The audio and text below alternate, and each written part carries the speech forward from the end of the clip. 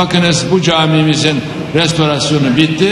Hemen yanı başında yine Üsküdar'ın şaheserlerinden Valide Cedid Camisi'nin de restorasyonuna başlıyoruz. İnşallah o da en kısa zamanda biter. Yine inşallah bir cuma vakti, nerede oluruz bilemem ama gönlümüz onun da bir an önce açılmasını ve ibadete hazır hale getirilmesini arzu ediyor.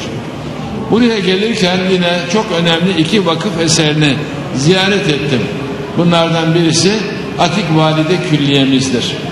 Orası 24 bin metrekare üzerinde, geçmişte medrese olarak inşa edilen ve külliye olarak hizmet gören bir yerimizdi.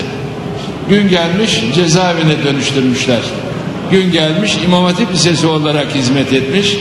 Ama bugün biz orayı 100 trilyona yakın bir masrafla yeniden restore ediyoruz ve orayı Fatih Sultan Mehmet Üniversitemizin fakülteleri ve yüksek okulları için hazırlıyoruz.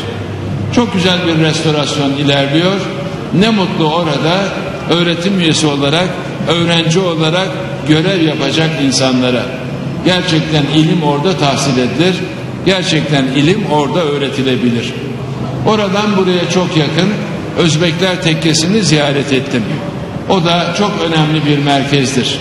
İsminin Özbekler Tekkesi olarak anılması bir tarafa, 300 yıllık bir vakıf eseri olarak orada da çok güzel ilim faaliyetleri yürütülüyor.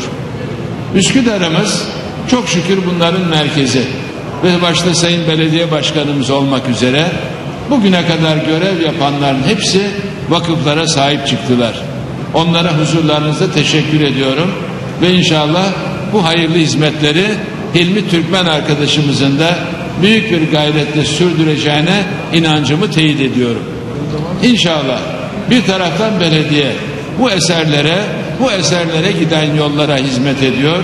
Bir taraftan da Vakıflar Genel Müdürlüğümüz. 2001'den 2002'den bu yana 11 sene geçti. 11 senede 3500 eseri restore ettik. Bugüne kadar 3 katrilyon masraf yaptık. 70 binden fazla insana iş alanı istihdam sağladık.